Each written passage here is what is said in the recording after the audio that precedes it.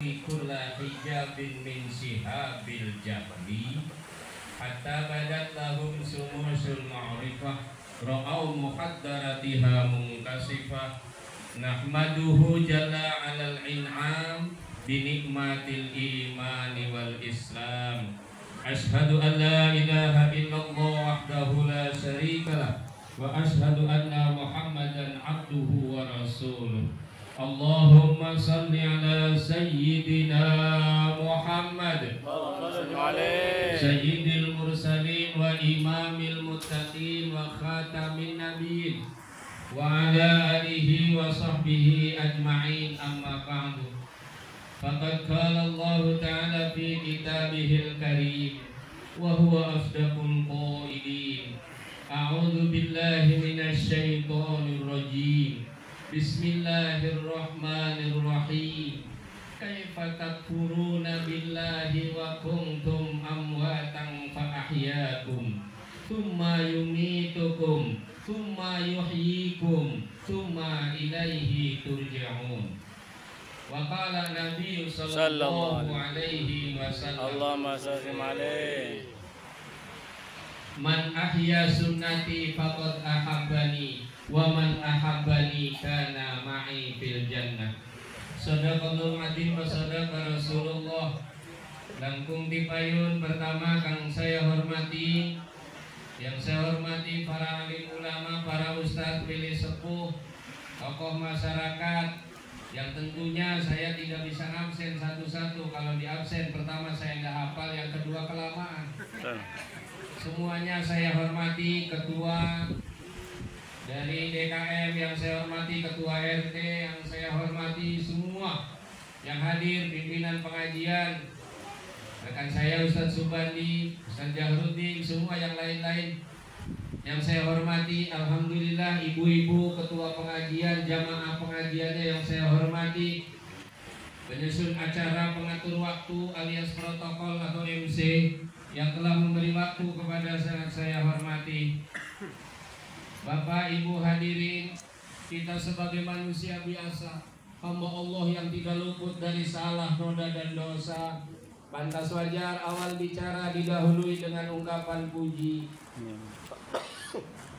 Rasa syukur kehadirat Allah yang maha ghafur, yang maha pengasih tak pilih kasih, yang maha penyayang, sayangnya tak terbilang. Tapi sayang terkadang syukur kita syukur palsu, lain di bibir, lain di hati, beda perbuatan. Mulutnya bicara alhamdulillah, tapi kadang-kadang kelakuannya jauh panggang dari api. Kadang dapat rezeki, alhamdulillah, dapat uang, tapi giliran ada yang salam di depan rumah, assalamualaikum, sudah ketebak yang salamnya begitu tuh. Cepet aja itu tangannya masuk ke kantong, Bu, ada sedekahan buat kegiatan pengajian. Maaf, lagi nggak punya duit. Tadi bilang alhamdulillah. Sering kita lakukan itu. Maka mari kita bersyukur kepada Allah, sebab nikmat yang diberikan oleh Allah kepada kita sungguh teramat sangat banyak. Siapa yang bilang banyak? Bukan saya, bukan kita semua, bukan ustadz atau kiai, tapi Allah yang bilang dalam Al-Quran, wa in ta'uddu nikmatallahi la tuhsuha. Jika kalian hendak menghitung, kata Allah, nikmat kami tidak akan terhitung. Silahkan kau keringkan air laut dijadikan tinta, pepohonan yang bertebaran di kolong jagat dijadikan pena, dedaunan yang ada di alam maya pada dijadikan kertas. Untuk menghitung nikmat Allah tidak akan kunjung terhitung. Maka wajar Allah kemudian ingatkan kita dengan ayatnya, fabi ayyi ala'i rabbikuma. Wah, enak Pak Ustaz, jadi dengan orang-orang pintar kan sih, tinggal itu terusin ayat terus ini hafal Quran semua ya, ayat ini mah ya. Sampai itu doang. Oh, ada Pak Ustaz Subandi yang lainnya juga hafal ya. Maaf ini rada batuk-batuk biasa Bu ya, laki-laki panggil lah. Begini tukang obat, cuma dagang obatnya nggak, yang sakitnya nggak pernah ngaku sakit. Ini tuh Pak Ustaz tuh berabinya Pak Ustaz. Kalau dokter mah enak, yang sakitnya ngaku sakit. Ibu ke dokter kenapa? Sakit kepala. Mana? Sebelah sini mujar. Oh ini mah 7 kelili, kasih bodrek, kasih apa sembuh. Tapi yang datang ke Ustadz nggak ada. Ibu-ibu rombongan datang, Pak Ustadz mau berobat. Kenapa? Mulut pengennya ngomelin laki mulut. Kagak ada yang berobat, padahal mah banyak penyakitnya di dunia. Tapi ya nggak ada yang berobat juga obatin bae pengajian terus bae Pak Kibandi terus aja. Nikmat Allah terlalu banyak yang diberikan kepada kita, luar biasa.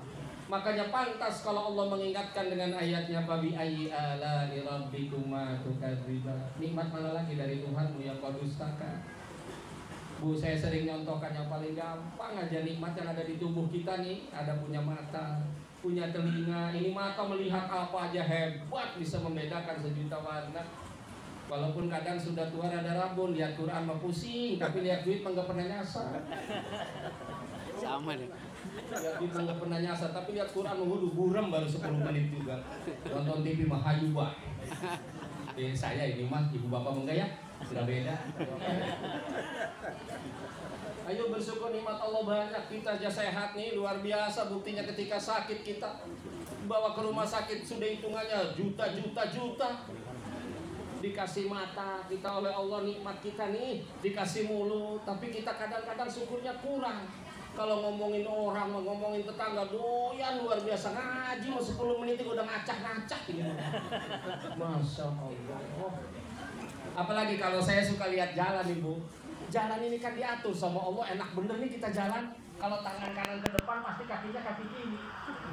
Kalau tangannya tangan kiri, kakinya kaki kanan. Enggak pernah kan kita mau jalan niat tangan kanan kaki kiri kan enggak pernah nih ya.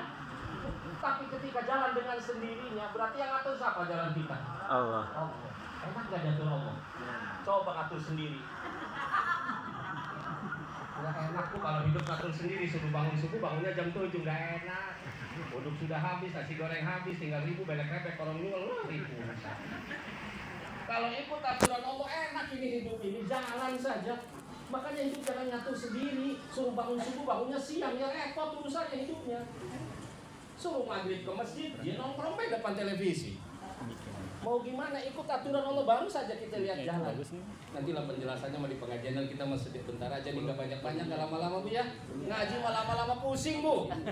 Ngaji sedikit, yang penting jadi bukit daripada banyak jadi penyakit, masuk rumah sakit bisa koin nanti.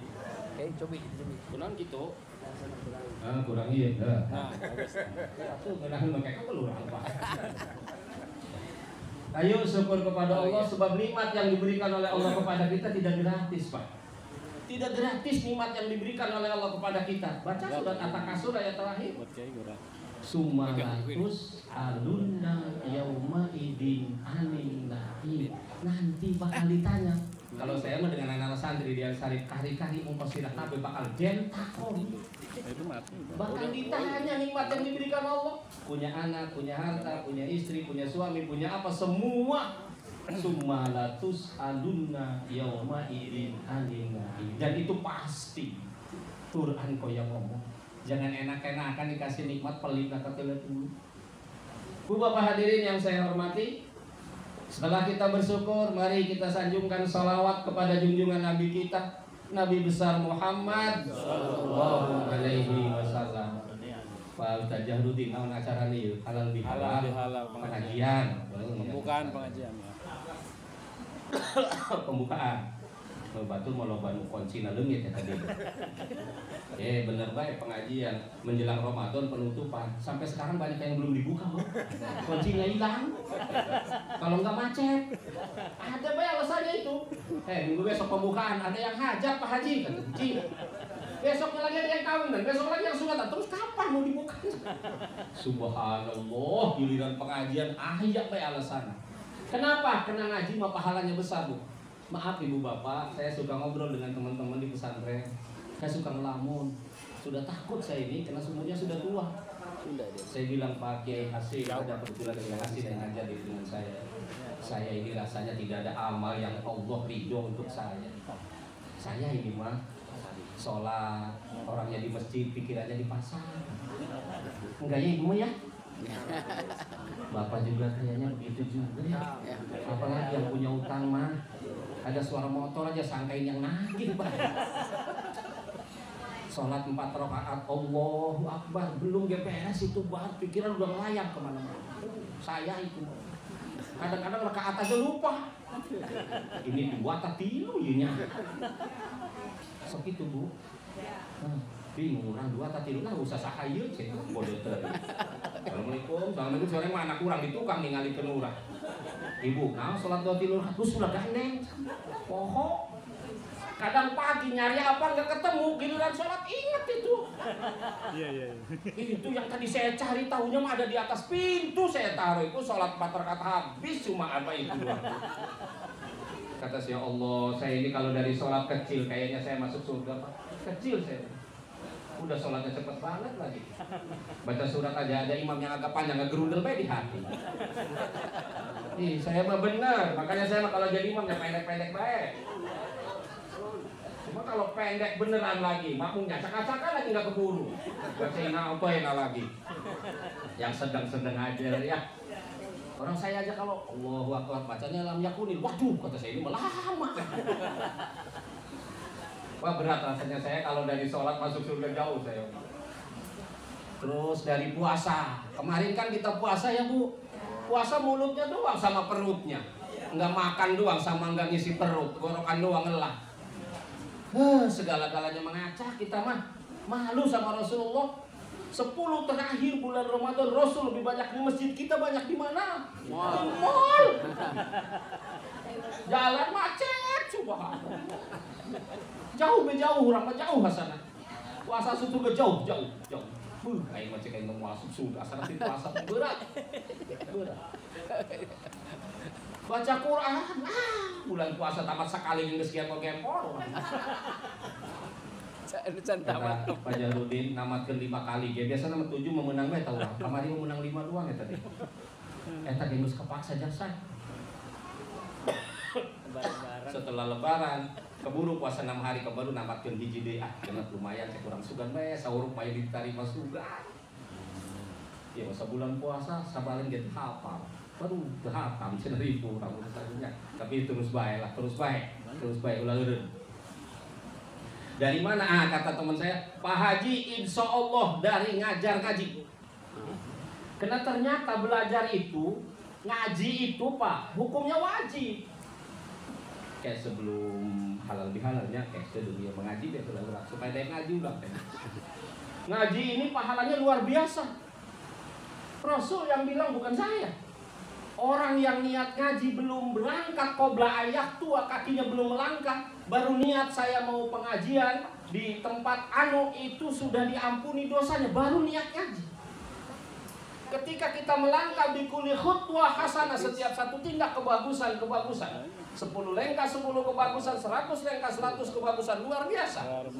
Belum berangkat sudah diampuni dosanya, ketika berangkat setiap tindak kita sudah berpahala. Ketika kita duduk nih di tempat ngaji, hadisnya datang dulu suka saatan.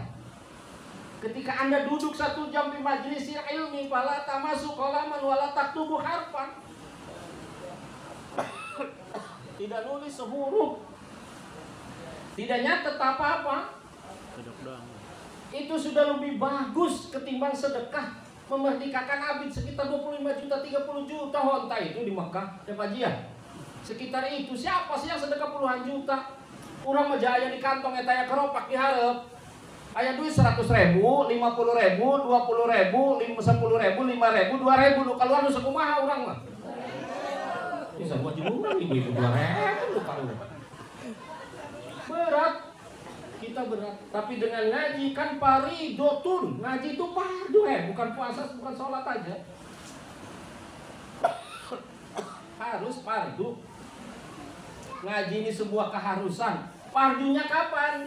Utlubul ilmanya minal mahdi ila mahdi. Dari mulai bedongan sampai masuk kubur. Makanya cek almarhum Gus Dur mah, kenapa orang meninggal itu ditalkinkan, kena hadisnya ge minal mahdi sampai kubur. Maka orang dikubur ditalkinkan, diajari. Karena hadisnya dari situ ngambilnya. Wajibnya luar biasa ngaji ini. Udah masuk kagok bae diajak ngaji mah. Bu, pengajian, kata ketua pengajian, kata ibu. Orang bakal kagok sih nah kagok we, padahal malaikat Ijrail datang ke kita tidak pernah ada bilang kagok. Ieu mah salat be, geus ajan dohor, Allahu Akbar, kedeung deui. Kedeung deui. Emangnya malaikat Ijrail nyabut nyawa kita kedeung deui. Ulah gagabah. Mohon maaf Pak Bu, saya rada kenceng kalau urusan sholat 5 waktu nih. Bab sholat ini kan tiangnya agama ya Bu ya. Siapa yang melaksanakan sholat, mendirikan agama tidak sholat, rukun Islam itu ada berapa Bu? 1, 2, 3, 4, 5, beres. Kalau saya contohkan, Islam itu misalnya botol ini dicekal dengan rukun Islam, tetap di agama. Tapi kita nggak haji, nggak jatuh Bu, ini Islam. Harus minum kayaknya.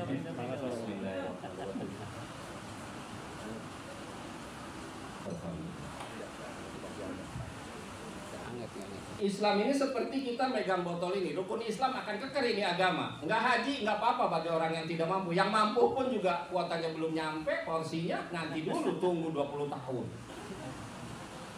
Kemudian nggak zakat juga bagi yang mampu. Yang nggak zakat, yang nggak mampu, yang nggak apa-apa. Nggak jatuh ini agama.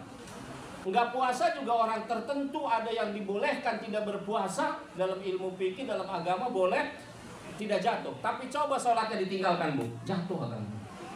Bab sholat mah tidak ada alasan.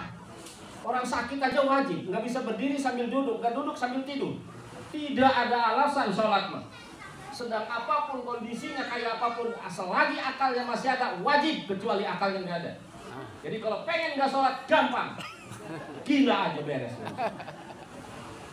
Berarti Pak Haji kalau yang nggak sholat itu apa, gila gitu? Aku nggak tahu lah, jangan begitu, nanti ada yang nggak sholat marah lah dia masalah.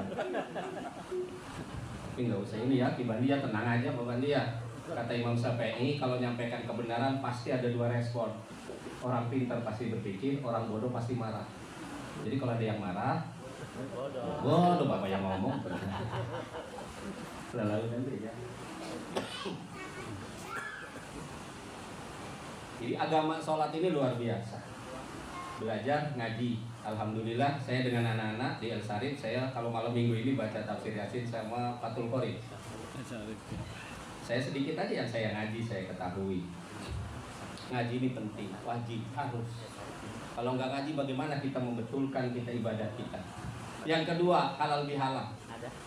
Puasa kita sudah selesai lah urusan kita dengan Allah. Man soma Ramadhana imanan wahtisaban ghufira lahu ma taqaddama min dzambi. Siapa yang puasa bulan Ramadan diampuni dosanya semua. Beres yang kemarin puasa Ramadan. Yang nggak puasa nggak beres. Kan Nabi Muhammad mau khotib, sholat id, kakinya naik 1 tingkat dalam kitab Duratul Nasihin. Bilang amin. Naik tangga kedua amin, tangga ketiga amin. Selesai sholat sahabat nanya, ya Rasul, ada apa? Nggak ada suara apa-apa kok Anda bilang amin? Kamu mendengar lihat. Tadi Jibril turun. Apa Jibril bilang? Waktu saya naik tangga pertama Jibril bilang, man adroka sahra Ramadan falam yasum faqad wajabanna. Siapa orang yang ada umurnya sehat, tidak ada halangan bulan Ramadan, tidak puasa, mati setelah lebaran, wajib masuk neraka. Saya bilang amin. Yang doain Jibril, yang amin Rasulullah, kira-kira. Pasti itu. Jadi kalau kemarin yang nggak puasa tidak udah buruan bayarin. Buruan kodoin bayarin.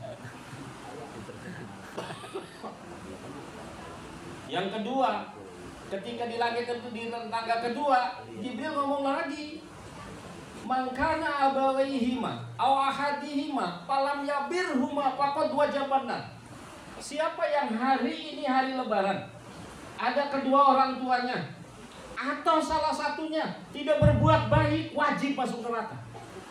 Makanya alhamdulillah kemarin tuh ya, yang nggak pulang kampung video call sama ibu, Bu, ampunin ya, nggak bisa pulang, kenapa di PHK?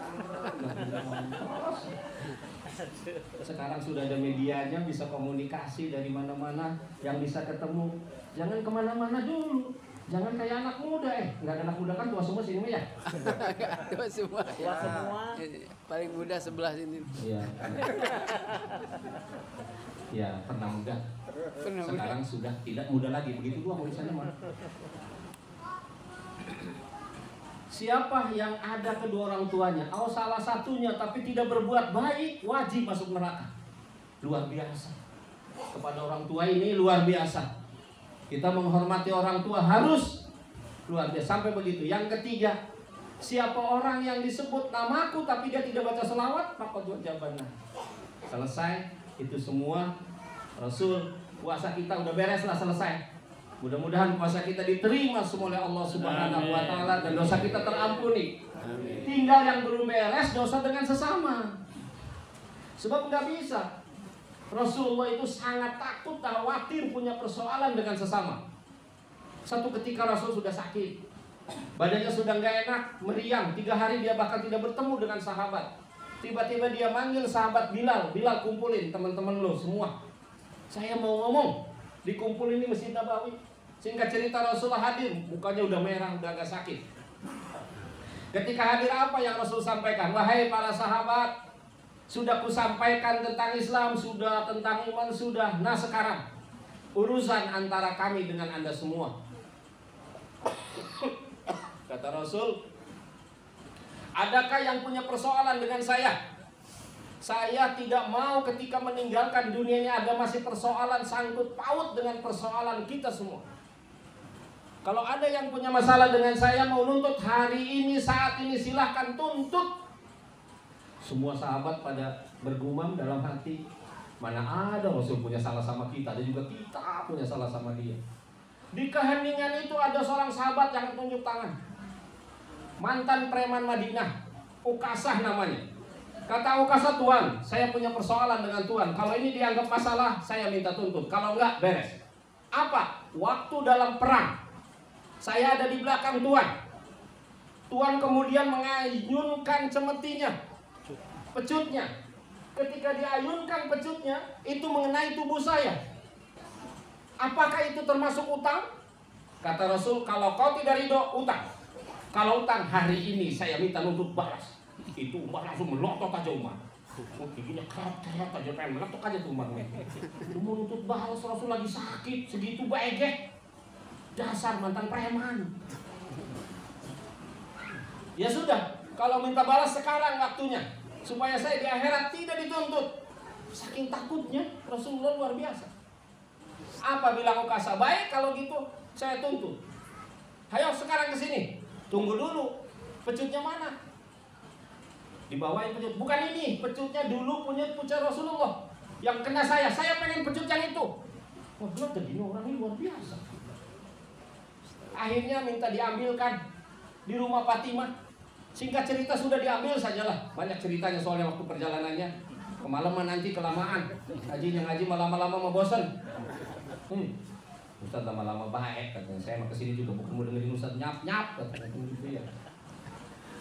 Singkat cerita datanglah itu, sudah pecutnya sudah dikasih ke Ukasah. Ukasah sudah berdiri. Kata Ukasah, Rasul turun. Dulu juga Rasul di bawah, saya juga di bawah, semua sama di bawah, jangan di atas mimbar. Sudah turun, apa bilang Ukasah? Buka bajunya. Dulu juga saya waktu kena pecut tidak pakai baju. Itu Sayyidina Abu Bakar, Umar, Utsman sudah marah semua. Giliran Ukasah melangkah, dicegat sama Abu Bakar. Ukasah, lu jangan macam-macam. Kalau lo mau mukul Rasulullah, saya dulu nih sahabat pertama sekaligus mertua beliau. Saya aja yang dicambuk. Kata Ukasah, saya tidak urusan dengan Anda Abu Bakar. Saya dengan Rasulullah. Apa bilang Rasul? Bakar, duduk. Urusannya dengan saya. Maju satu langkah lagi, Umar berdiri. Kamu mau mukul Rasulullah? Kata Rasul, Umar, duduk. Umar kesel banget. Duduk. Utsman berdiri, semua Ali sampai berdiri. Udah Ali duduk. Giliran mau sedekat lagi, Sayyidina Hasan dan Husain bangkit, kemudian dipegang tangan dua-duanya Ukasah oleh Hasan dan Husain. Man, jangan mukul kakek lagi sakit. Hasan gimana Hasan? Kakek lagi sakit. Cuma kalau diajak ngaji harus sehat. Kalau diajak ngaji harus berangkat. Tadi Pak Jarudin, Pak Ji, maaf. Saya selalu berpikir begini Bu, kalau diajak ngaji, kalau nggak mau nanti Allah marah sama saya. Lu sudah dikasih ilmu sedikit juga, diajak ngaji aja lu nggak mau. Saya khawatir bener. Makanya kalau masih bisa jalan, saya jalan aja. Pernah satu ketika sudah nggak kuat bener itu, cuma saya mikir panitia diomelin ini pasti sama masyarakat kalau saya nggak datang, maksa saya minta sama supir saya bawa aja, saya kasih kaos kaki, celana training, saya bungkus semua. Pokoknya saya datang, mau ngomong mau kagak di sana datang aja pokoknya. Sebab saya juga kalau jadi panitia nggak datang itu yang bilang diomelin sama semua orang itu. Dasar banyak saya nggak ngundang, macem-macem udah ngomong aja pokoknya. Lecak panitia itu kalau ngundang. Lecak. Dikit lagi. Ukasah kemudian sudah dipegang sama Hasan dan Husain.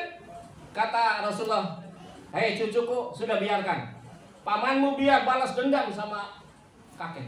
Sudah dekat, sudah mau berhadap-hadapan. Apa? Ternyata pecutnya dilemparin, ditubruk, dicium perut Rasulullah. Mohon maaf ya Rasulullah, bagaimana mungkin saya akan memukul engkau?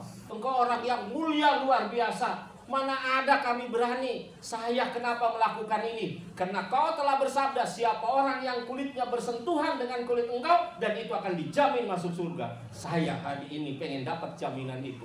Maka Rasul bilang, kalau anda pengen lihat ahli surga ini, lihat tugas. Luar biasa. Tapi bukan itunya.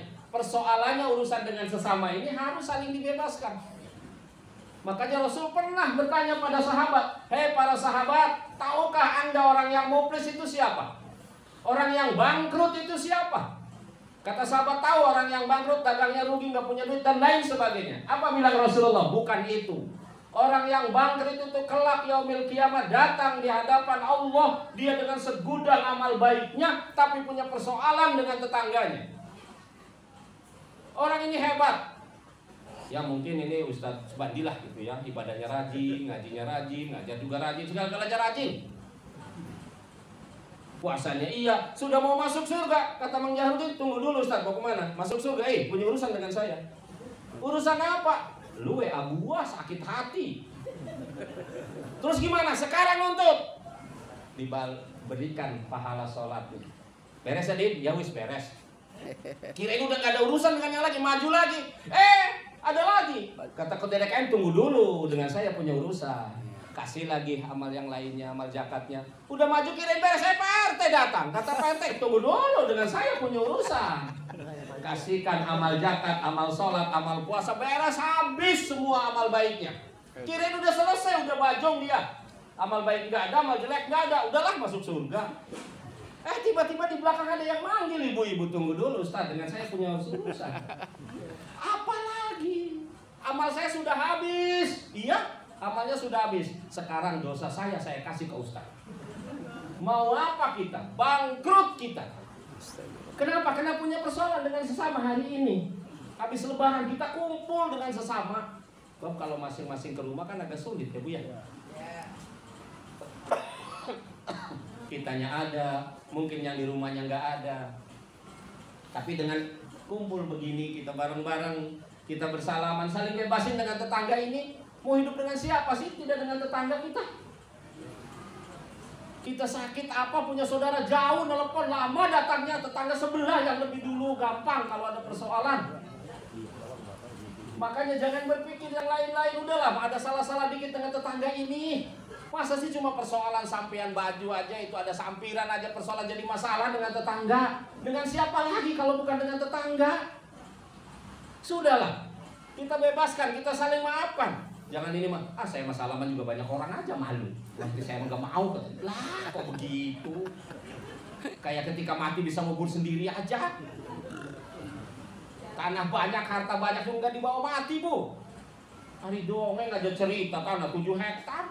Giliran dikubur 2 meter ke tanah wakaf. Iya kan?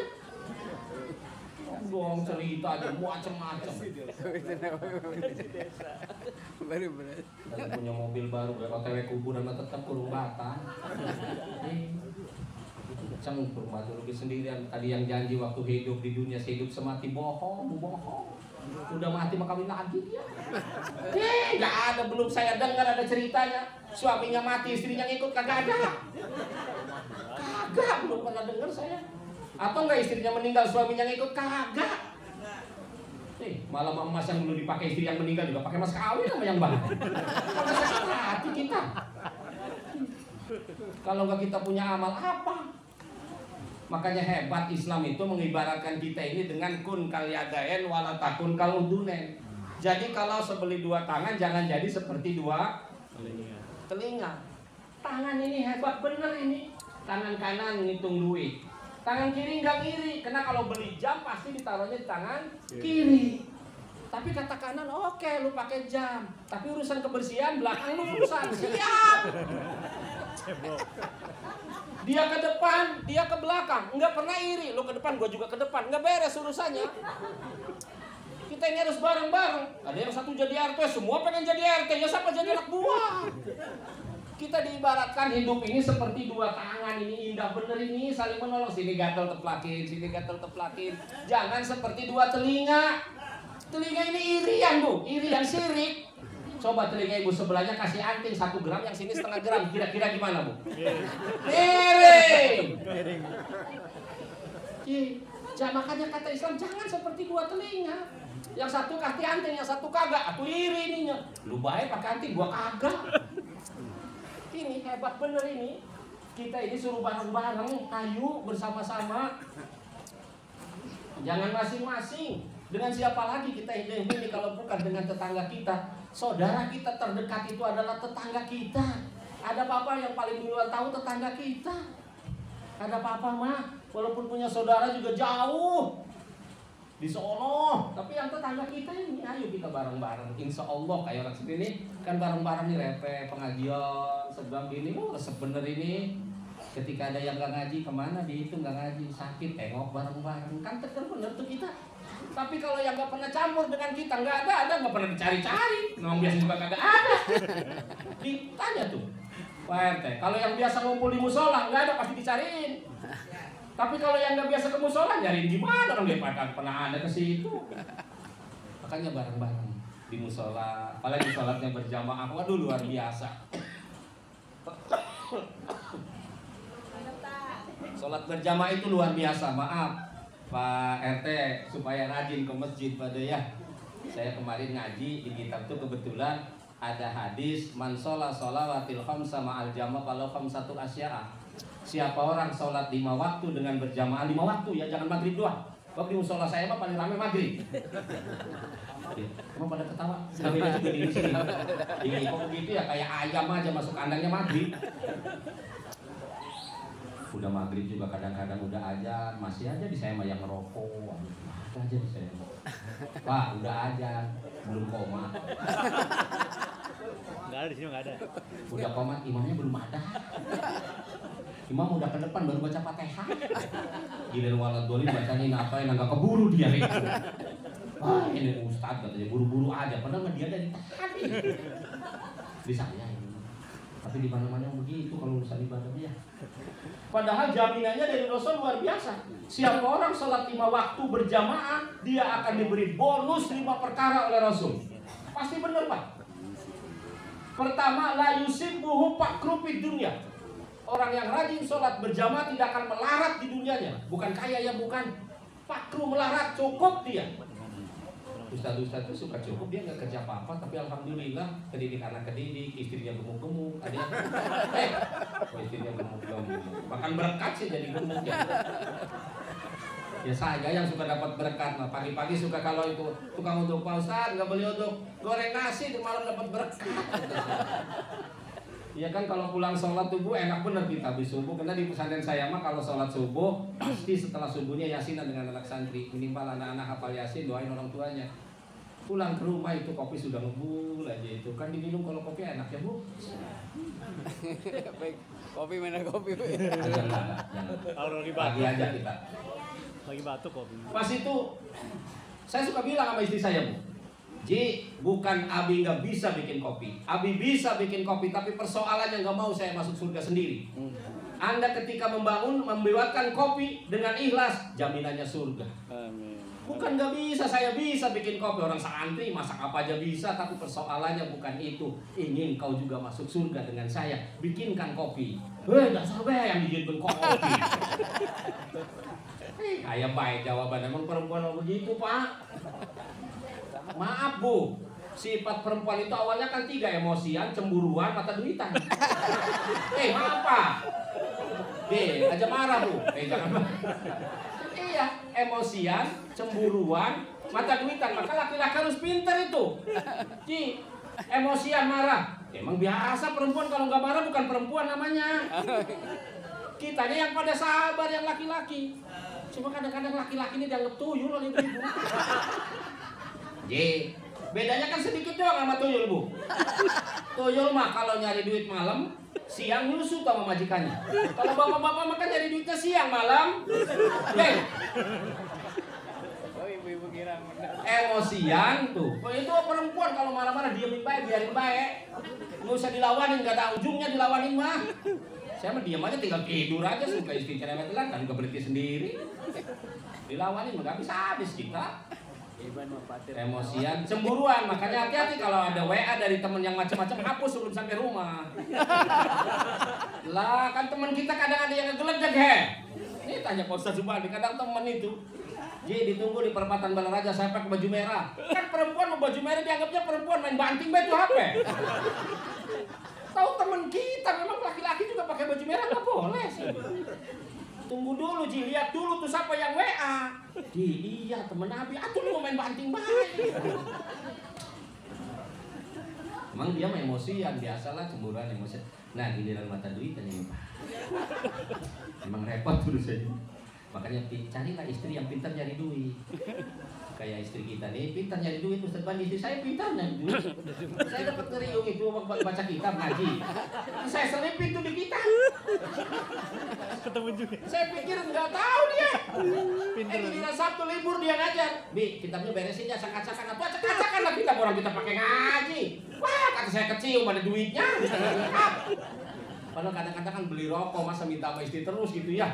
Kadang-kadang paket habis, pulsa beli. Bi, ini ada duitnya. Ya, lu mau tahu bayar. Udah ketahuan aja. Emang dia mau pintar nyari duit sih. Lu apa dirinya saya buat. Pertama, la yusibuhu faqru fid dunya. Maka saya mohon maaf Pak. Saya kadang-kadang di kantor kalau ada tamu ada apa, maaf, ini waktu azan zuhur, betul dekat masjid. Karena jaminan dari Rasulullah la yusibuhu faqru fid dunya, tidak akan melarat Pak di dunianya kalau 5 waktu berjamaah terus. Jaga Pak, salat berjamaah Pak. Jaga zuhur, asar, ini makan kita mah bingung. Subuh ke siang, duhur di pekerjaan, asar di perjalanan, maghrib kecapean, isya ketiduran. Beak kabeh urang mah.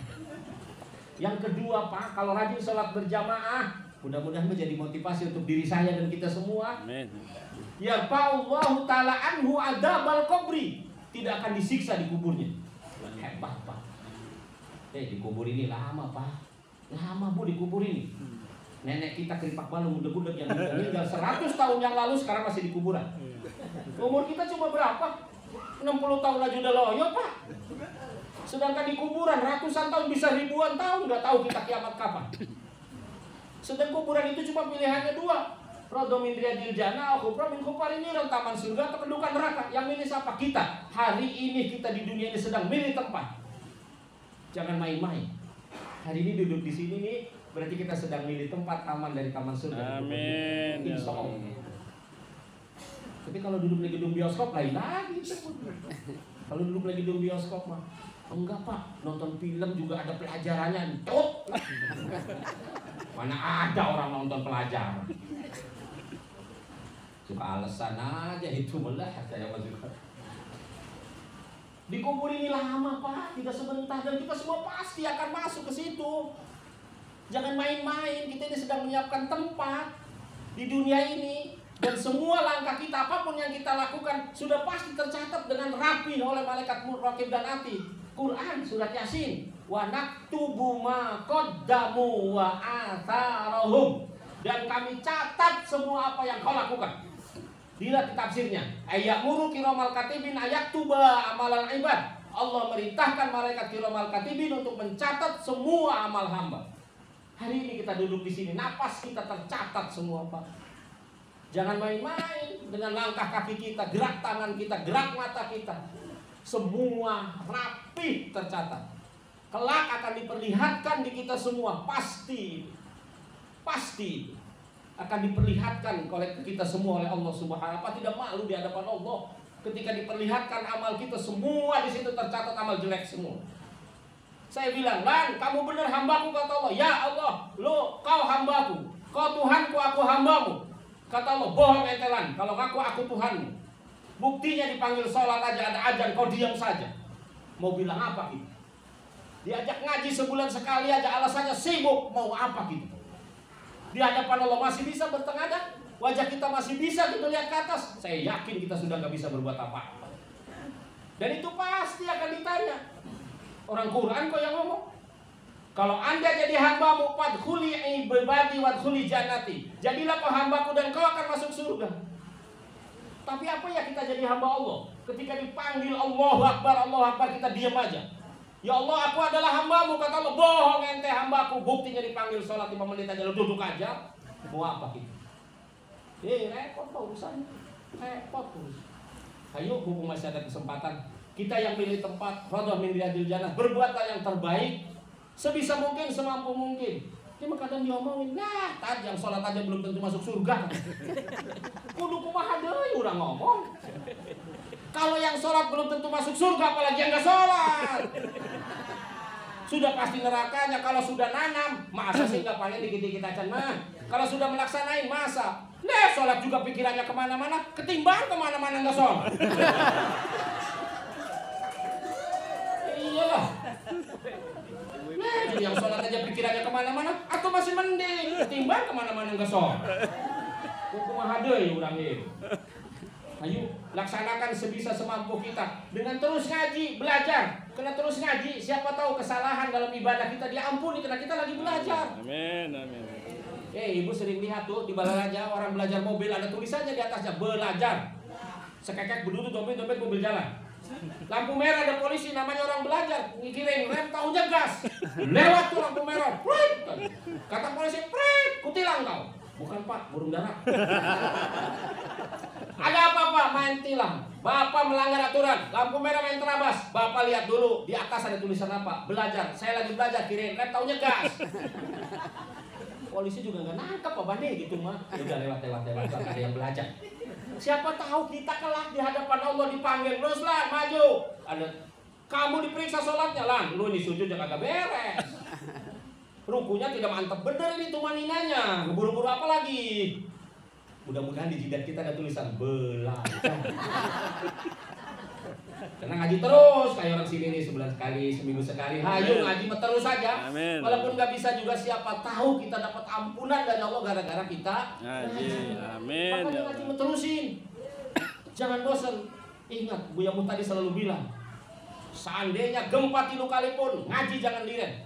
Dia mah cuma liburnya malah takbir doang. Besoknya ngaji lagi. Kita mah kebanyakan libur. Libur belum. Lu ngerasa pintar bae urang mah. Urang mengaji ngerasa bodoh eta. Hari itu ngaji ngerasa pintar bae ngaji. Betul kelamaan Pak Bandi. Udah jam 10 lewat. Dikit lagi. Tadi baru 2 ya yang sholat 5 waktu ya. Selesai dulu. Yang kedua diangkat dari siksa kubur kalau rajin berjamaah. Mudah-mudahan orang rajin. Amin. Ya Pak Ustadz, mudah-mudahan kita gelem sholat 5 waktu nih. Pertama tidak melarat, yang kedua tidak disiksa di kubur. Nikmat amat tidak disiksa di kubur Pak. Kalau saya mau masuk surga mah jauh, tidak disiksa udah untung.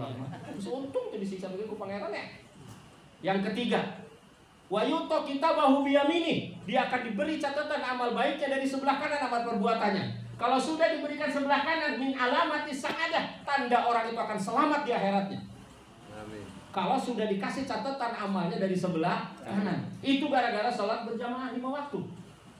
Setelah tahajud orang jauh keneh, mina sare tengah penting mah. Ayah udang kiih doang paling ge. Tahajud naon lah, syukur-syukur bisa tahajud duha dan yang lainnya. Paling tidak 5 waktu ini yang wajib ini kita pegang rapat-rapat. Kita kuat pegang. Jangan sampai lepas. Syukur-syukur terus berjamaah. Yang keempat, kalau orang rajin sholat berjamaah yamur ala sirat kalbarkil khatib, liwat di jembatan Siratul Mustaqim lil ibarat kilat kang nyeleret cepret. Dalam kitab Pak ngeri jembatan Siratul Mustaqim itu 3000 tahun perjalanan dalam kitab Tafsir Yasin mah. 1000 tahun nanjak, 1000 tahun datar, 1000 tahun turun. Seketna lebih landep, lebih tajam ketimbang pedana sinali, letikna rambut hiji di belah tuh di kumaha suku orang bisa nginjak. Kalau bukan karena amal kita, tapi mereka yang sholat berjamaah 5 waktu dengan rajin nyebrang kayak kilat kang nyeret cepret nyampe. Pegang keun pageuhil, paksakeun sholat berjamaah. Komo subuh mah, subuh halangan naon sih? Ya subuh itu nggak ada halangan apa-apa. Kalau bukan males mah. Kerja belum buka, pabriknya juga masih tutup. Tuh, jaga uduknya cang meuli itu aya meuli besar kene.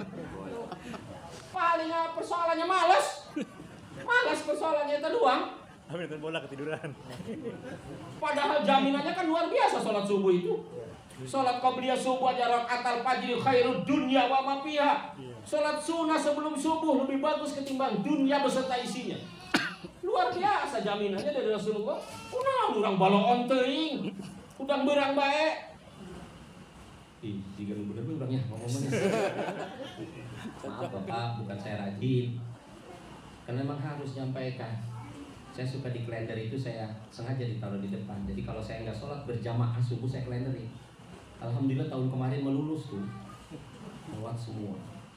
Bahkan sehari semalam aja kalau ada nggak sholat seminggu nih, kalau ada sholat nggak berjamaah berapa, dohor misalnya 2, saya lingkerin tuh 2 kali saya nggak berjamaah dohor.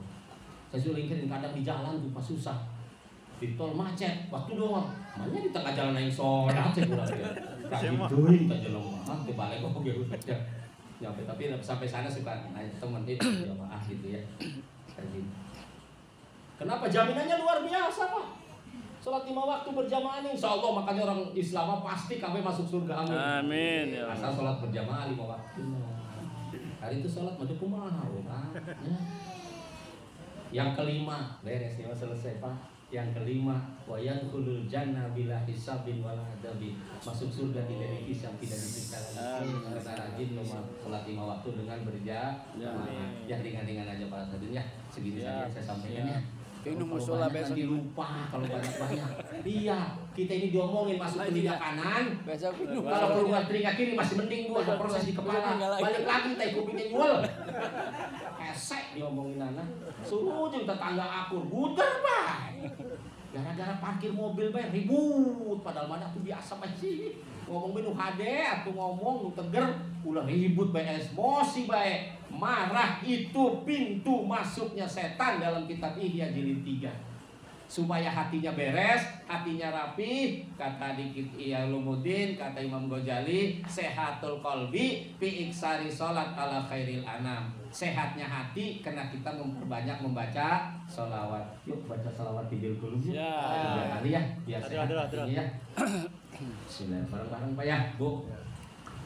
Allahumma salli ala sayyidina Muhammadin biril qulubi wa dawaiha wa afiyatil abdani wa simaiha wa